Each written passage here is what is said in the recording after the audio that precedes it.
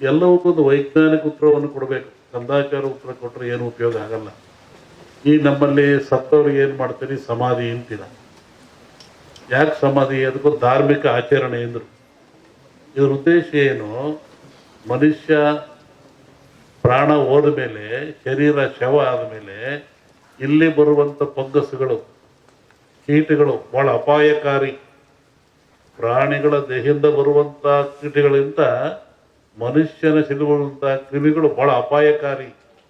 ಅದಕ್ಕೆ ನಮ್ಮವ್ರು ಹಿಂದೆ ಏನಂದ್ರು, ಮುಚ್ಚಪ್ಪ ಸಮಾಧಿ ಮಾಡು ಅಂದರು.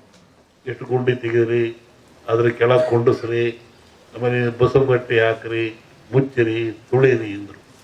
ಆಮೇಲೆ ಸುಟ್ಟು ಹಾಕ್ರಿ ಅಂದರು. ಸುಟ್ಟು ಬಿಡ್ರಿ ದೇಹನ ಅಂದರು. ಇದು ಧಾರ್ಮಿಕ ಪರಂಪರೆ ಆದರೂ ಒಂದು ಆರೋಗ್ಯದ ಒಂದು ಮೌಲ್ಯವಾಗಿರ್ತಕ್ಕಂಥದ್ದು. ಇವತ್ತು ಮೊನ್ನೆ ಏನು ಮಾಡಿದರು, ಲಕ್ಷಾಂತರ ಜನ ಸಾವು ತಂದರು.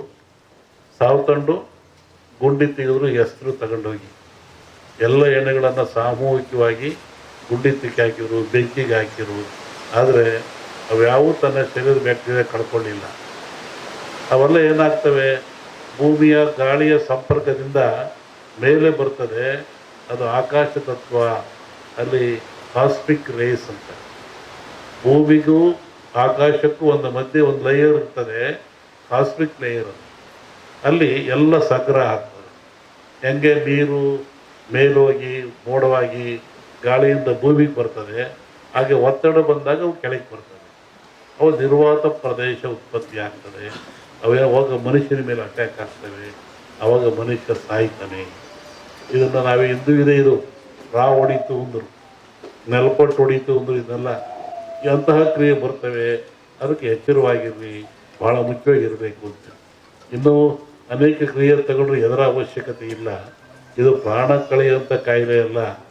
ಮನುಷ್ಯ ಭೀತಿಗೊಳಪಟ್ಟು ಹೆದರಿ ಸಾವಿಗೊಳಪಡ್ತಾ ಇದ್ದಾನೆ. ಅದಕ್ಕೆ ಸಾಯ್ತಕ್ಕಂಥ ಹೆದರಿಸಿಲ್ಲ. ಅದಕ್ಕೆ ತಕ್ಕನಾದ ಮೆಡಿಸಿನ್ಗಳು ಅಥವಾ ಸ್ವಚ್ಛತೆ ಕಾಪಾಡ್ಕೊಳ್ಳಿ, ಭಾಳ ಮುಖ್ಯವಾಗಿರ್ತಕ್ಕಂಥ. ಈ ಧಾರ್ಮಿಕ ಆಚರಣೆಗಳು ನೀವು ಒಬ್ಬರನ್ನೊಬ್ಬರು ಕಂಡ್ರೆ ಏನಂತೀರಾ, ಆರೋಗ್ಯವಾಗಿದ್ದೀರಾ ಅಂತ. ನೀವು ಕಾಗದ ಹಂಗಂತ ಬರೀತೀರ, ನಾವು ಆರೋಗ್ಯ, ನಿಮ್ಮ ಆರೋಗ್ಯ. ಏನು ಆರೋಗ್ಯ ಅಂದರೆ ಏನು? ದೇಹದ ಆರೋಗ್ಯವೇ, ಮನಸ್ಸಿನ ಆರೋಗ್ಯವೇ? ಏನು ಆರೋಗ್ಯ? ನೋಡ್ರಿ, ನಮ್ಮ ಜನ ಎಷ್ಟು ಬುದ್ಧಿವಂತರು. ಸನಾತನ ಕಾಲದ ಸಹಿತ ಒಂದು ಆರೋಗ್ಯವಾಗಿದ್ದೀರಾ, ಶರಣು, ನಮಸ್ಕಾರ, ಆರೋಗ್ಯವಾಗಿದ್ದೀರಾ ಅಂತ. ಯಾವುದು ಆರೋಗ್ಯ? ಆರು ಯೋಗ್ಯವಾಗಿದ್ದಾವ. ಆರು ಯಾವುವು?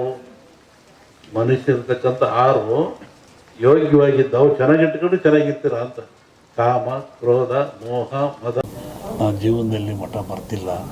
ಎದರ ಅನ್ನ ತಿಂದರೆ ಇಲ್ಲಿಂದ ನಾನು ಭಕ್ತ ಬುದ್ಧಿ, ನಾನು ಭಕ್ತಿಯಿಂದ ಬಂದಿದ್ದೀನಿ, ಮಂತ್ರಿಯಾಗಿ ಬಂದಿಲ್ಲ, ಶಿಷ್ಯನಾಗಿ ಬಂದಿದ್ದೀನಿ ಅಂತ ಹೇಳಿದ್ರು. ಹಂಗೆ ಅವ್ರು ಒಳ್ಳೇದಾಗಲಿ, ಯಶಸ್ಸಾಗಲಿ ಅಂತ ಹಾರೈಸ್ತೀವಿ. ಸಂಕ್ರಾಂತಿ ಕಳೆದ ಮೇಲೆ ಒಂದು ಯೋಗ ಇದ್ದಂಗೆ ಕಾಣಿದೆ. ಇವರಿಗೆ ಅಂತಲ್ಲ, ರಾಜ್ಯ ಮಟ್ಟದಲ್ಲಿ ಒಂದು ಉನ್ನತ ಯೋಗ ಅವಕಾಶ ಇದೆ.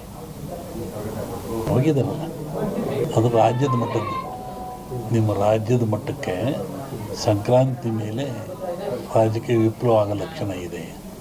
ನಾನು ಮೊದಲೇ ಹೇಳಿದ್ದೆ, ಯುದ್ಧಗಳಾಗ್ತದೆ, ಜಲಪ್ರಳಯವಾಗ್ತದೆ, ವಾಯುಪ್ರಳಯ ಆಗ್ತದೆ, ಭೂಪ್ರಳಯವಾಗ್ತದೆ, ಎಲ್ಲ ಜನ ಸಾಯ್ತಾರೆ, ಆಕ್ರಮಣ ಹೆಚ್ಚಾಗ್ತವೆ, ಮೇಘ ಸ್ಫೋಟ ಆಗ್ತದೆ ಅಂತ ಹೇಳಿದ್ದೆ ನಾನು.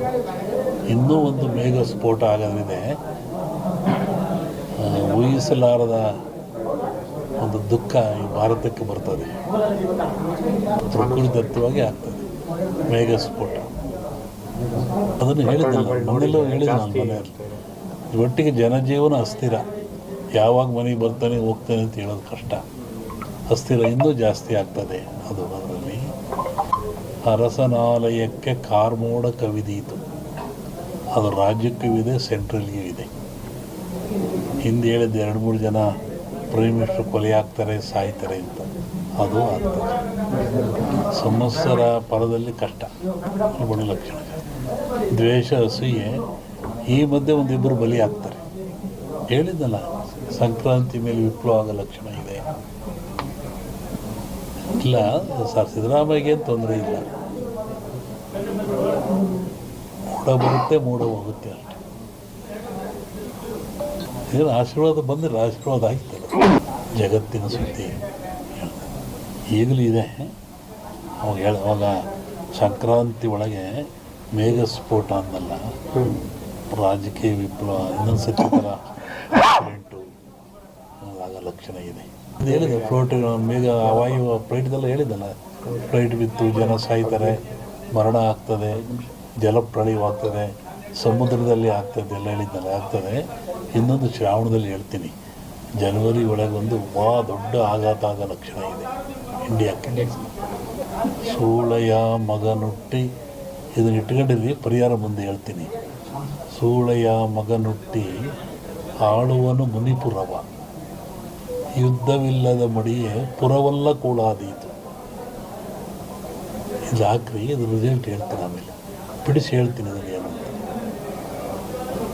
ಇನ್ನೊಂದು, ಅಕಾಲದಲ್ಲಿ ಮಳೆ ಬಂದರೆ ಸಕಾಲದಲ್ಲಿ ಮಳೆಗೆ ತೊಂದರೆ ಆಗ್ತದೆ.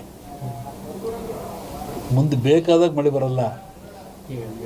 ಈಗ ಬಂದುಬಿಡಿತಲ್ಲ, ಮುಂದೆ ಒಳ್ಳೆ ಬಿತ್ತನೆ ಕಾಲ, ಬೆಳೆ ಕಾಲ, ಬೇಕಾದಾಗ ಬರಲ್ಲ. ಅಕಾಲದಲ್ಲಿ ಮಳೆ ಬಂದರೆ ಸಕಾಲಿ ತೊಂದರೆ ಆಗ್ತದೆ. ಈ ಸರಿ ಅಂಥದ್ದು ಏನಿಲ್ಲ, ಸಮತೋಲನ ಆಗ್ತದೆ. ಇನ್ನೂ ಜಲಪ್ರಳಯ ಇದೆ, ರಾಜ್ಯದಲ್ಲಿ ಜಲಪ್ರಳಯ ಇದೆ. ಇಡೀ ಭಾರತ, ಇವು ಜಗತ್ತಿಗೆ ಇದು. ಸಾಗರದಲ್ಲಿ ಒಂದು ಅಚ್ಚರಿಯ ಸಂಗತಿ ಕಾಣುತ್ತೆ. ಜಲಸ್ಫೋಟ ಅಂತ ಹೇಳಿದ್ದೆ ನಾನು, ಅಲ್ಲಿ ಒಂದು ಆಗ ಲಕ್ಷಣ ಇದೆ. ಈ ಎರಡು ಸೇರಿ ಆಗುತ್ತೆ, ಮನುಷ್ಯರೇ ಮಾಡೋದಲ್ಲಿ. ಕೆಲವೊಂದು ಹೇಳೋಕ್ಕೆ ಹೆದರಿಕೆ ಆಗುತ್ತೆ. ಪರಿಹಾರ ಏನೆಲ್ಲ, ಭಗವಂತನ ಧ್ಯಾನ ಮಾಡಬೇಕು ಅಷ್ಟೇ. ಯಾವ ಪೂಜೆ ಪುರಸ್ಕಾರದಿಂದ ಏನು ಉಪಯೋಗ ಆಗಲ್ಲ. ನೇರವಾಗಿ ಭಗವಂತನ ಧ್ಯಾನ ಮಾಡೋದೇ ಮುಖ್ಯ. ನೆನೆಸ್ಬೇಕು ಭಗವಂತ. ಸೂಳೆಯ ಮಗನುಟ್ಟಿ ಆಳುವನು ಮುನಿಪುರವ, ಯುದ್ಧವಿಲ್ಲದ ಮಡಿಯೇ ಪುರವಲ್ಲ ಕೂಳಾದೀತು. ವಿಷ್ಣು ವಾಮಾವತಾರದಲ್ಲಿ ವಾಮನ ಭೂಮಿ ಕೇಳಿದ, 3 ಅಡಿ ಭೂಮಿ ಕೇಳಿದ, ಎಲ್ಲ ಉಳಿತು. ಅಮೇರಿಕಾ ದೇಶದಲ್ಲಿ ಅಲ್ಲೇ ತುಳಿದವನ್ನ ವಿಷ್ಣು ವಾಮಾವತಾರದಲ್ಲಿ ಬಲಿಯ. ಅದನ್ನು ಮುನಿಪುರ ಅಂತ ಕರೆದರು. ಏನ್ಸಂಡ್ ಇಂಡಿ ಹಿಸ್ಟ್ರಿ ಒಳಗೆ ಅಮೇರಿಕವನ್ನು ಮುನಿಗೆ ದಾನ ಕೊಟ್ಬಿಟ್ನಲ್ಲ ಅವನು, ವಾಮನಿಗೆ ದಾನ ಕೊಟ್ಟನಲ್ಲಪ್ಪ, ಅದು ಮುನಿಪುರ ಅಂತ.